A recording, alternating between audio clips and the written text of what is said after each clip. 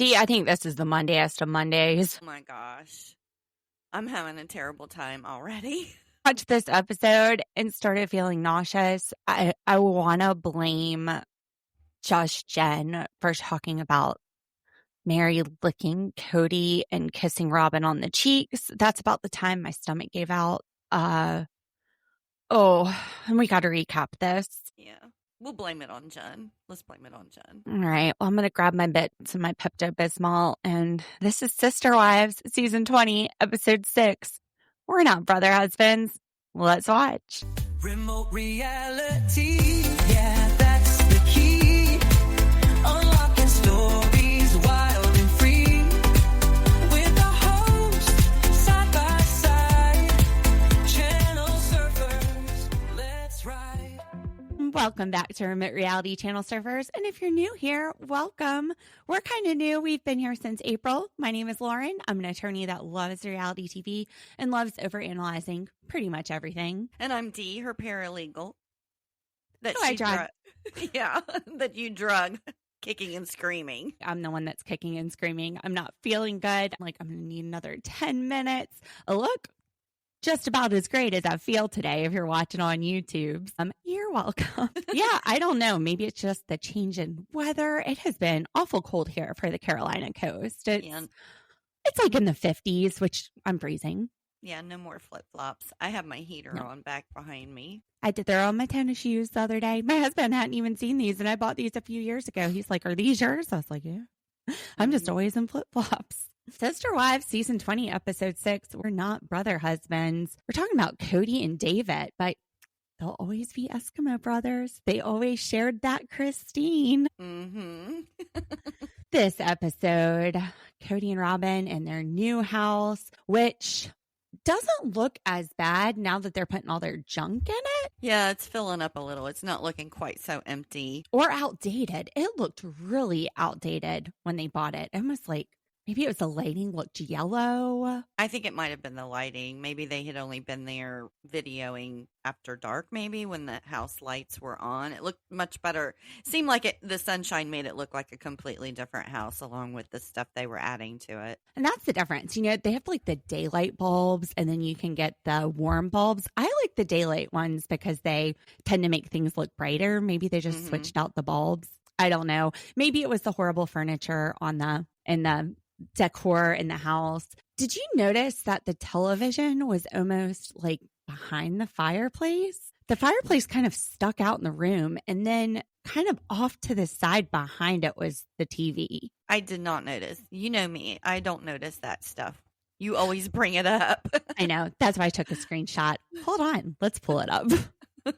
All right, so here is the screenshot. But see, like back here, the TV, it almost looks like it's behind the fireplace. Could they have just been like setting it there until they can put it above the fireplace? I don't know, but this is very that a strange. TV? Yeah, I think so. It's sitting on some sort of television thing, but the fireplace looks like it's pulled up like toward the front of the room. Then we've got these weird little decorations all over the place. And, you know, the horrible paintings everywhere. But, I mean, this looks like it's Ariel from The Little Mermaid or something. I really don't know what's going on in here. This kind of looks like, you know, your grandmother's house. It looks kind of like a console TV, if that's a TV. No, I think it looks like a flat TV because look, it's right up against this wall. True, but I mean, it's kind of like a crossover maybe because what's sitting on top of it? No, this is some sort of hutch that they have it on. I don't know, Dee. Do you think that Robyn would have a console TV? Probably I bet this not. is like 8K. I mean, she's got horrible taste though, so who knows? But yeah, we open up with them just kind of setting up. Robyn has very pretty crystalware, and Kody's like, "Yeah, get the crystal out, Robyn." She's like, "No, Kody, I'm putting it up." Wow, what a party pooper. Yeah. He's sitting here ready to pop some bubbly because they might have an offer. They have some very interested people on Coyote Pass, even though they haven't listed it yet. Cody's like, I think we're going to sell at least 2 of these properties. What a party pooper. She's like, no. I mean, the crystal's already out. Just pop open that bottle of bubbly. Robyn ain't having none of that nonsense. Yeah, she wants to throw that into the hutch. Maybe she's going to get the red Solo cups out. I don't think she's going to party. And I think a little bit of champagne would do her good. Maybe loosen her up a little bit. Yeah, no shit. Now, Robyn, she can't let go. She can't. She's like Meri holding on to Kody for 10 years. She can't let go of Coyote Pass. Meri was in it for love. Robyn's in it for the money. She's like, I can't let go. It's like letting go of my dream. And then she says, Kody, like trying to defend him, when he's in a good mood, he's fair. When he's not in a good mood, he's not fair. Well, you know what, Robyn? Janelle and Meri have seen the bad side of Kody for decades. What's going to make them think that he's going to be fair? Apparently, you're the only one that sees the fair, Kody. Yeah, I was thinking the exact same thing when she said that. I was like, well, there's 3 other wives that would disagree because all they've seen is unfair. Right. Like, you're the only one that's getting that glimpse. We're not even getting that glimpse. But Robyn, thank God for Robyn. Thank you, Jesus, for this sister wife, because she's going to make sure this is fair. If she has a say in it. Mm-hmm. I mean, if she doesn't, then, oh, well, they're just stuck with whatever. But if she has a say in it, it's going to be fair. I like how she threw that in there. Mm-hmm. I think she's had way too much say for way too long. I think she has all the say in it. I know too. You know, just in case anybody is doubting that, anybody is thinking that she has all the say, you know, if it doesn't turn out fair, don't blame her. Mm-hmm. Not her fault. Kody just wants 25% to everybody and get out there. So, you know, 50% to him and Robyn and 25% to everyone else. He's just ready to let it go. Like Elsa. Christine and David are having a romantic little date at Cucina Toscana. I guess that means Tuscan kitchen. It looks delicious. It does. It's a very nice place. Some sort of like tortellini with spinach. It looks really good. Having some nice looking drinks. And they're comparing monogamy and polygamy. David's asking, what's it like? She loves having a husband that comes home every night and sits there in the kitchen and watches her cook. Wake up and drink coffee the next morning with. This is not what my version of monogamy is like. I'm like, who's microwaving what tonight? Are we ordering pizza? And neither of them have jealousy. She's not jealous that he had love in the past with his wife who passed away, Margaret. And he's not jealous of Kody. I mean, why would he be jealous of Kody? All right. David has some gorgeous blue eyes. They're like bright. They're sky blue. Mm-hmm. Yes. Sky blue. Yes. Sky blue eyes. And they talk about how they accidentally mix up names. So one time Christine called David Kody, which he's not jealous or anything, but he's like, whoa, it's when she was mad. And if I'm getting called Kody when she's mad, oh, I really screwed up. Christine, Oops. You went too far. Too damn far. I know I wasn't being great, but don't pigeonhole me into a Kody. Apparently, he's called her Margaret every once in a while, but only like in a loving way. And he finds that kind of hard to comprehend because it's been 14 years since she passed away. But it's the marriage. It's that intimate relationship. And yeah, it just takes his mind back to those good times. Now, Kody apparently rarely mixed up names, according to the wives, but Kody gets on the ITMs and he tells us the truth. He's sly here. He would start to mess up the name and then he would just transition it. So if he was about to, he says, call Robyn Janelle, which somehow I feel like that's not the way things went.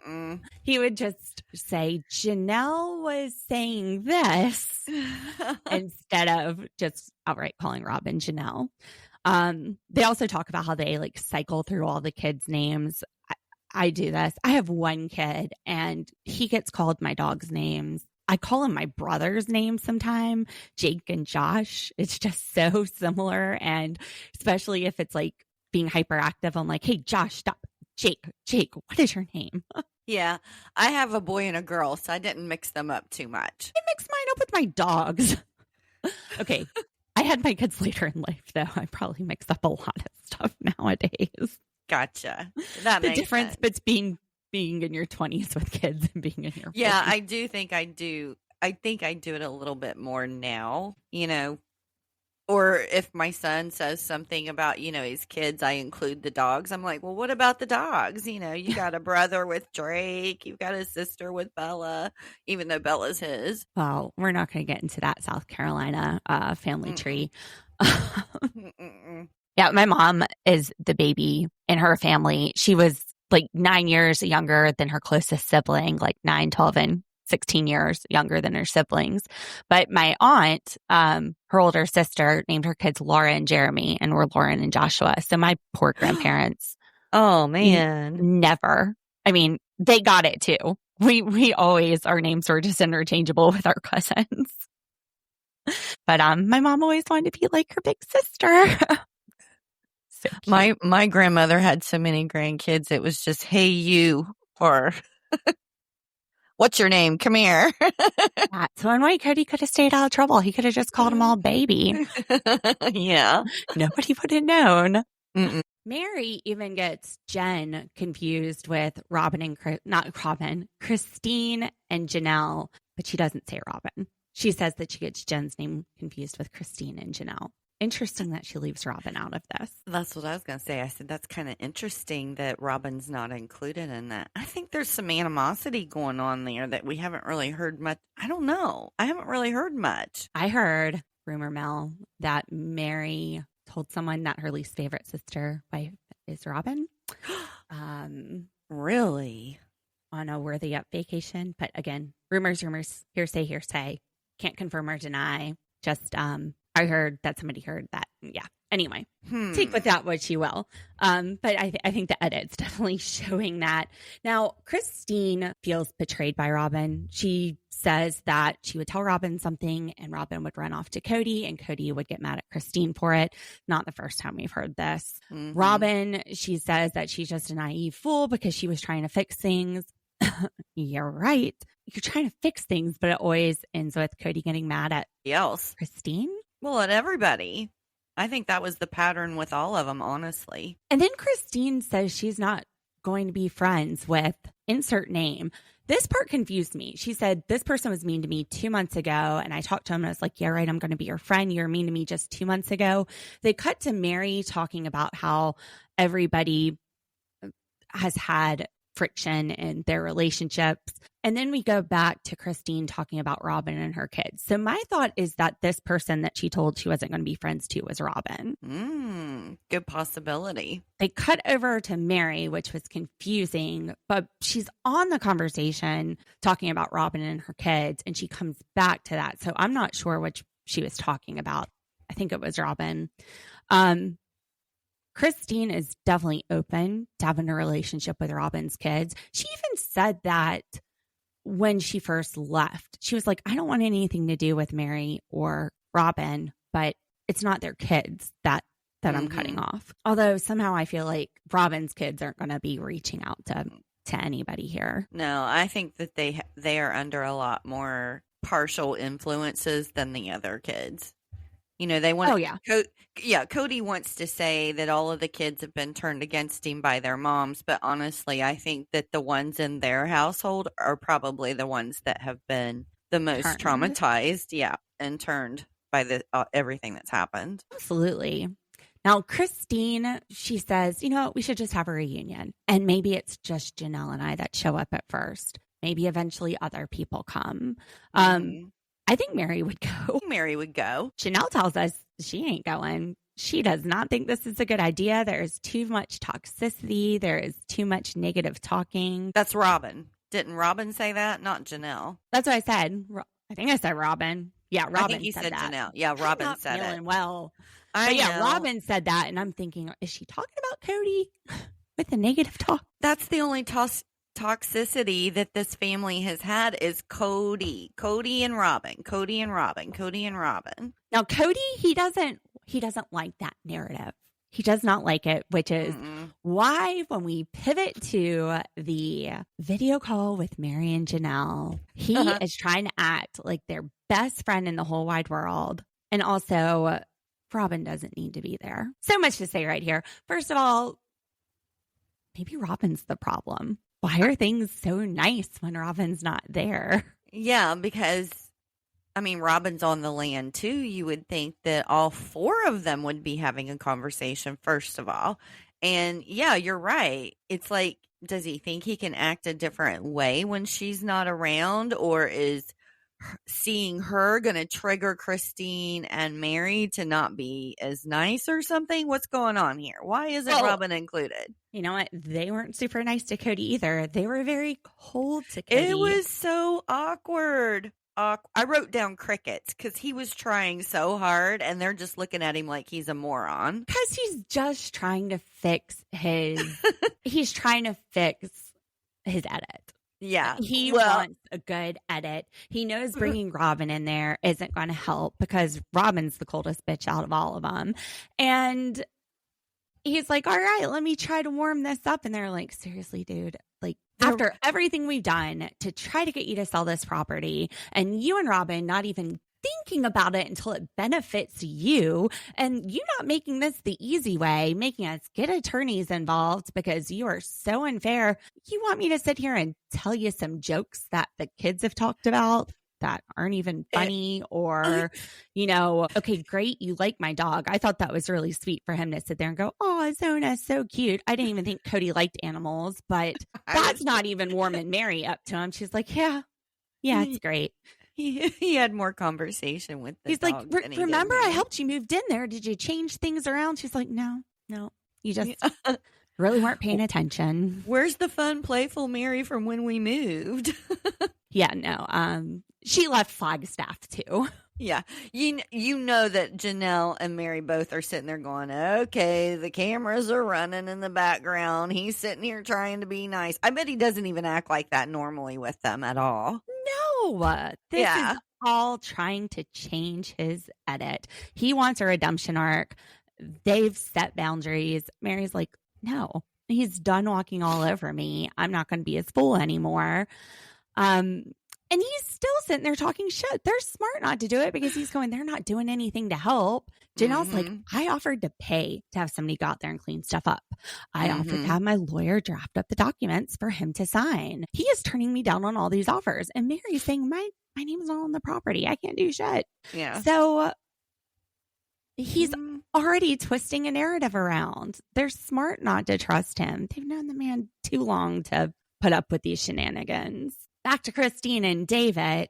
Now, Christine tells David Kody was worried that the next guy would take all the family money. Jeez. I was wondering what family money is he even talking about? I was thinking, oh, like you're worried the new person would take all the money. Is this because Robyn did that to your family? Exactly. You learn because of experience, right? Right. But how is Christine meeting somebody even going to affect the family money? Well, he was probably worried about child support, which she's suing for child support.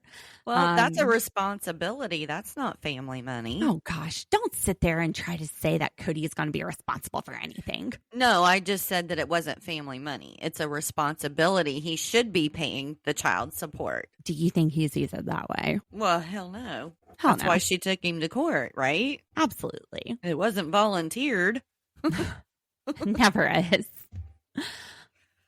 David is so optimistic. I mean, this is where he and Christine are just on the same page. He thinks that the family can heal. Like, he's not given up on the fact that they can all have a good relationship.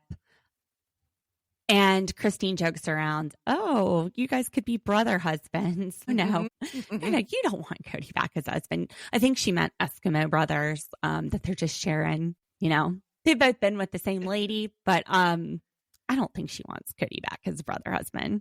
No. And she's like, he was a good guy. And she's saying all kinds of nice things. Again, she shares children with him. So I think that's very big of her to be able to see that. I think it's easier to see it too, now that she's moving past it and she's just really happy with David. Well, that's what I was going to say. She's happy. There's the saying, misery loves company. And, when you're happy, you just don't care about everything else. And she asked David, do you want to go on a trip with Kody? And he's like, oh, no. She meant an ATV ride. David's thinking they're going to be Brokeback Mountain snuggling and camping under the stars. And he's just like, no, sir. No. Poor David. No. Christine's like, I don't even have to go. And he's like, really? You are throwing me to the wolves. You are making me go to Moab with Kody, and you're not even going to be there to have my back. Christine, save me.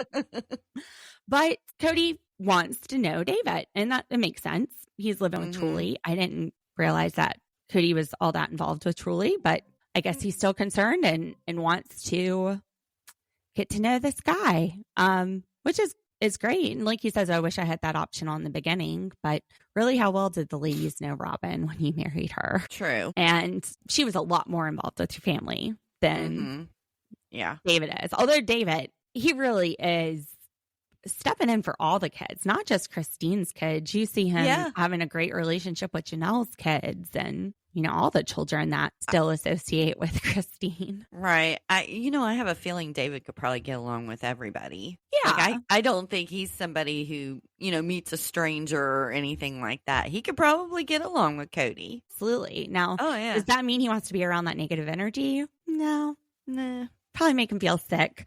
He'll just have to, grab his Pepto and wintergreen mints too. And Kody, he talks about how, brother husbands culturally, you don't hear about that a lot because women don't even want to deal with one husband, let alone more than one. You know what? Guys don't want to deal with one wife, let alone more than one, which is why you are where you are.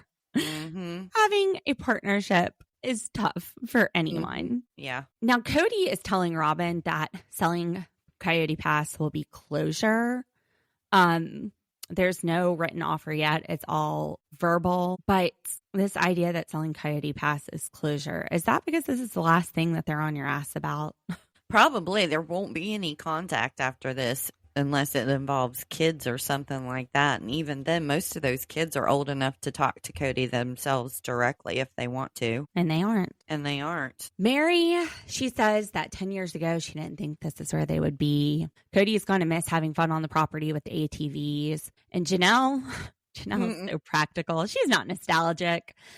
This is just the evolution of a relationship. It's been 4 years since they had the fight. It's about time to wrap things up. Just sign the damn papers. I love Janelle's take on this. She's like, I'm not I got another about this.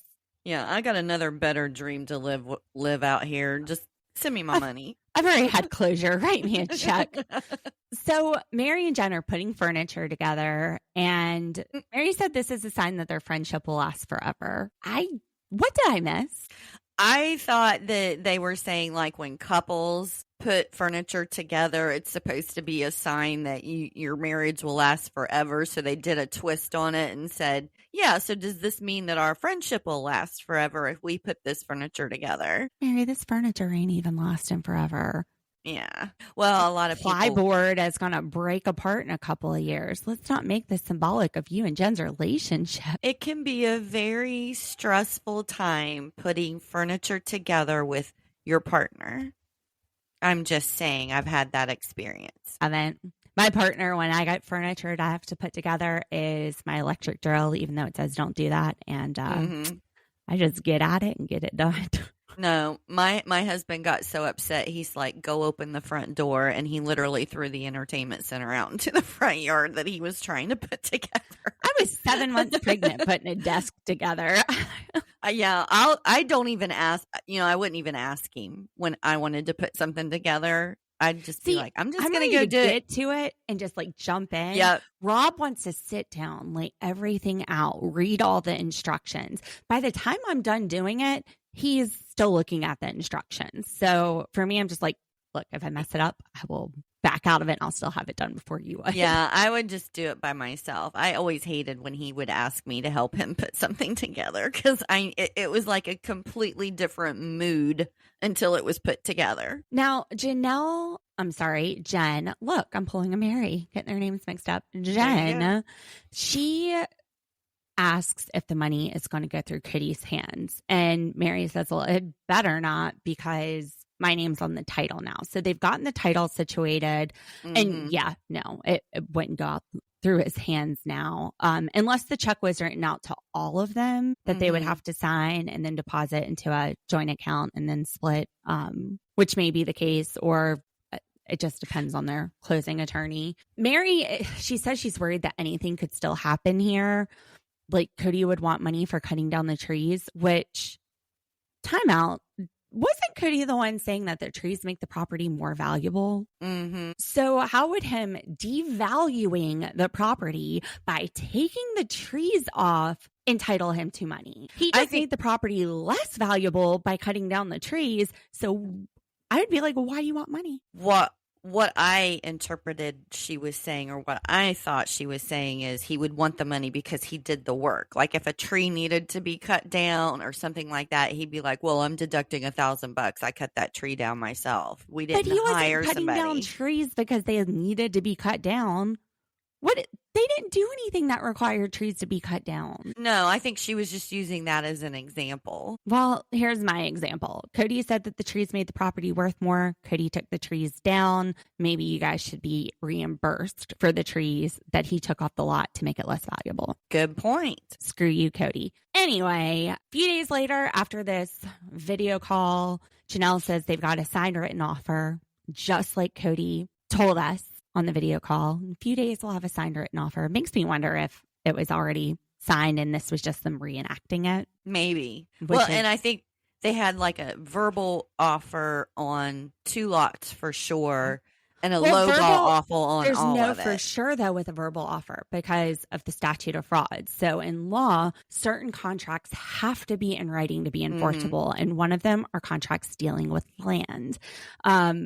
So the verbal offer means jack shit. Gotcha. Which makes me think that they had the written offer. They're like, let's go ahead and record what would have happened to tell the story. Anyway. Because we've been talking about it in every fucking episode for 2 or 3 seasons. Years. Finally closure. We don't have to hear about Coyote Pass. We have the closure. We got the closure. I'm sure we're still going to hear about Coyote Pass and Robyn's broken ass dream this whole season. But at some point, they'll give it up like a dog with a bone. Just take it away. Anyway, Janelle is sitting outside with Madison. Madison is very pregnant. So I'm assuming they're drinking hot cocoa. I'm just like, take this child inside. It is cold out there. She looks freezing. Mm-hmm. Yeah. Why do we have to go outside to tell her that her dad finally transferred the title over? She doesn't even care. And maybe she's cold. Maybe they didn't want recording in the house or something. Kids for whatever reason. Maybe. I don't know. It looked cold. Did you see how she was drinking, Madison, this hot cocoa, though? She was like licking into it, like putting her tongue in first. It makes me think that there was probably whipped cream or something in this or cup. Marshmallows. Or marshmallows. Maybe she's trying to get the marshmallows. Yeah, I think she was reaching for something because every time she went in for it, like it was like tongue first. She was making out with that cup. I think she was trying to get some whipped cream or marshmallows out of it. Poor baby, she was so cold. Bless her heart.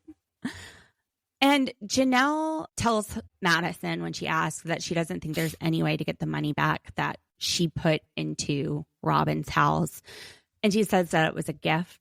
But then Kody says something about it was a debt and it was settled in January or February without specifics of that. So those are 2 very different things. Gifts are transfers without the expectation of repayment, whereas loans, there is an obligation to repay. Right. So which would be a debt that you would settle. Right. So she's saying it's a gift and he said it's been settled. So it was a debt. Yeah.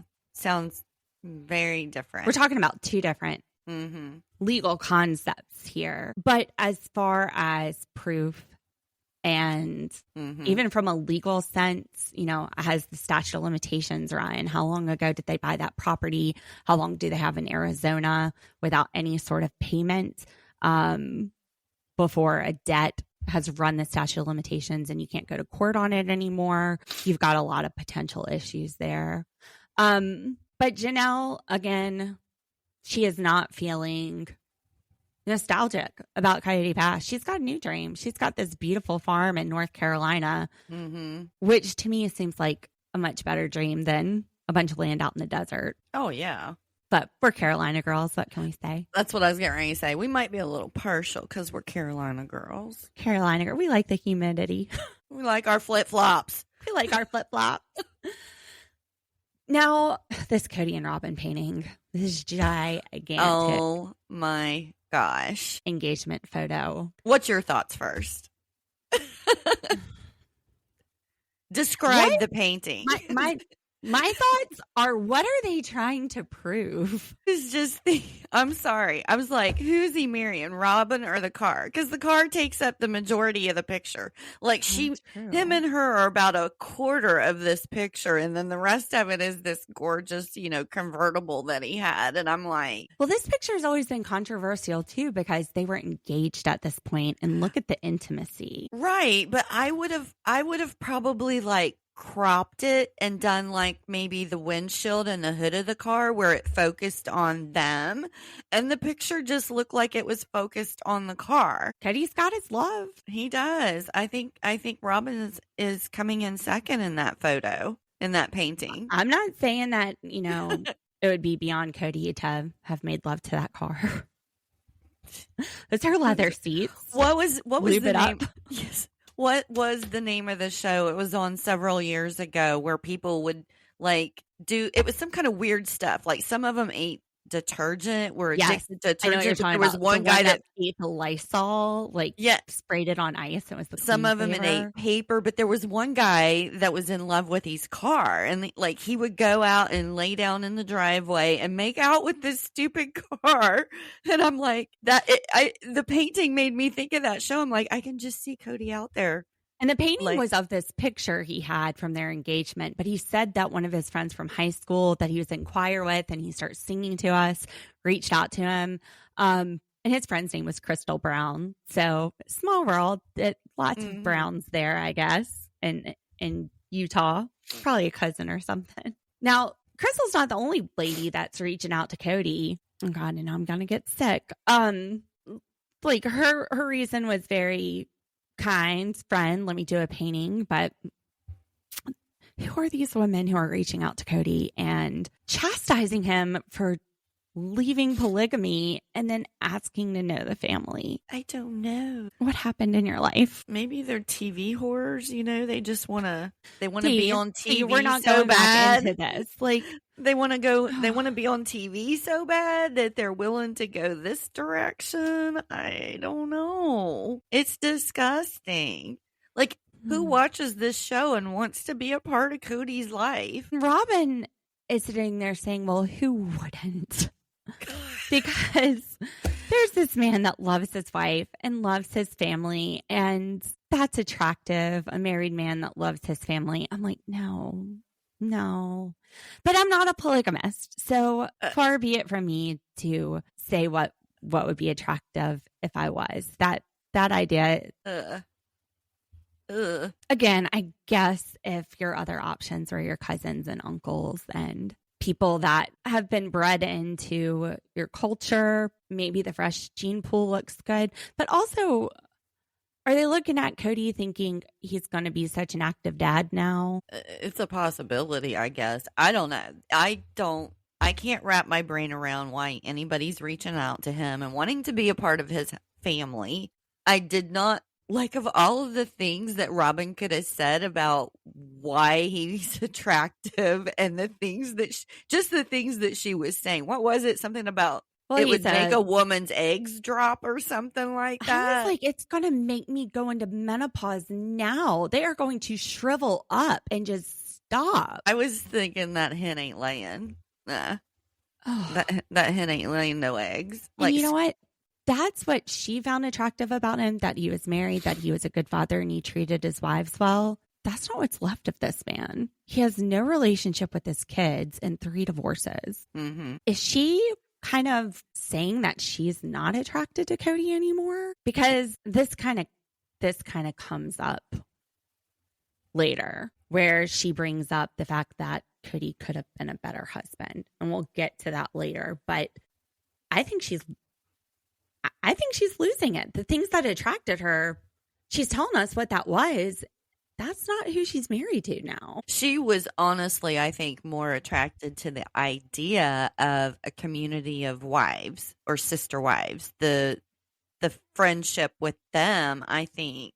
And well, now I think it's the religion. I think she had a strong belief and calling for this. And no matter how strong that calling is, it doesn't mean that it wasn't hard, and it doesn't mean that it's something that she could achieve. Maybe she still feels like God has that plan for her. I don't know. I don't know either. I'll tell you what plan God does have. Meri and Janelle. Or Jen. Dang it. Okay, Meri, I see what you're saying. Meri and Jen. Meri and Jen. Meri says that Janelle is just ready to be done with this. And she's wondered if Kody, or Jen is wondering, is Kody just wearing all of y'all down to kind of get what he wants? And Meri goes, well, he tried for 10 years. They didn't wear me down. I kept going. That's a fact. That's a fact. She She's got stayed when most people would hard have. wear. This lady's like a Firestone tire. She's got some tenacity to her, that's for sure. You're not burning her rubber. Now, Jen asked Meri if she's going to have to go back to sign the POA. And then she says, if you do, you should just lick Kody in the face and give Robyn kissy kisses on each cheek and whisper to her, I still want this. Again, part of my nausea kicked in around this point. Keep him guessing, but don't put your tongue on him. Ew.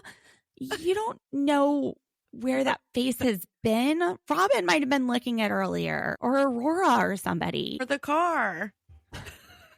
Been smearing it all over the car. You can keep them on their toes other ways. All right, let's get into the legal Lauren hats. I would think that this would be done by power of attorney. At least in South Carolina, a lot of property transfers that are done with people out of state, they just sign a power of attorney and have somebody step in for them to sign the paperwork by power of attorney. So if they do all show up together, it may just be that Arizona law is not the same way, or it may just be because we need something to film. That's what I was getting ready to say. But we might just need something for the TV.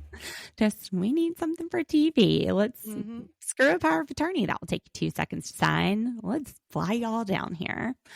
Going back to this whole Kody and Robyn. Kody doesn't understand why a woman would want plural marriage. He don't want plural marriage. He doesn't understand why anyone would want it after this. And he lived it a lot longer than Robyn did. Robyn goes, well, I did want it. So she understands why someone would want it. And she talks about how beautiful it would have been for Kody to say, I love you to each of the women and have had all of their backs, which, okay, Robyn, you are in love with the potential of what could happen, not the reality. That's not what happened. And Kody goes on to ask, well, do you want me to show you these emails or not? And Robyn isn't having any of it. She wants Kody to acknowledge that he could have done this better, which what's the point? Yeah. Is it going to make a better husband for her? I don't think so. What's the point? She's just, this isn't the man she fell in love with. And Kody gets that. He's like, I feel like a failure. And she goes, okay, I'm not trying to make you feel like a failure, but thank you for acknowledging that you could have done more. And then Kody asks Robyn, are you okay with this? And she says she's scared, but she's fine with him. Not, I'm okay. Like, I'm fine with you, but I'm scared. So again, I think this probably ties back to her beliefs. But that's not the answer Cody's wanting is, yeah, I'm fine with you. Show some excitement, Robyn. You've got your man. And telling him you could have done better at being a plural husband, it ain't changing. You're not getting them to come back to you. So that was it for this week of Sister Wives. Yeah, I mean, just reliving it. I got to get my Pepto-Bismol back out. I don't know what's wrong. I think it's the weather change. I can't blame this show. You can't blame Kody. I can't totally blame. Well, yeah, sure. We can always blame Kody. We'll blame Jen for the whole lick comment. Oh, all right. Well, thanks for listening, Channel Surfers. Sorry that I'm a bust today. I guess it kind of goes hand in hand with Sister Wives 20 seasons in, and we're still talking about property. No, just kidding. Love them. I feel like next episode, Maddie's going to have that kid because she was about to bust. I know. Yeah. It's like every time we see her, she's bigger and bigger. And I feel like we just found out she was pregnant. She looked so uncomfortable. I want to say it was the cold weather, but it might be. Well, she wasn't due until I think it's March. Yeah. So, all right, Channel Surfers. Well, tomorrow we'll be back with 90 Day the Other Way. I'm so excited. Madeline is going to be back. She's my favorite. Mm-hmm. Not your favorite, but not my favorite. I always can't wait to see where it goes with her. Thanks for listening. Make sure you like and subscribe if you're enjoying this episode. We're up to like 82 YouTube subscribers. Woohoo! Yay! I wonder if we can get to 100 by the end of the year. And I know, like, I'm listening to all of this drama on this one YouTube creator, and she's kind of talking about like small podcasters and how they don't mean anything. And I'm sitting here like, oh, you're my 82 subscribers. Ooh, like, I guess we're nothing to you, but it means everything to us. Happy Channel Surfers. You guys are the reason I got out of bed to finish this podcast up today. You give me that motivation. You make me feel better. Well, we love you guys, and we'll see you tomorrow. Bye. Let's ride. Tune in, don't delay. Remote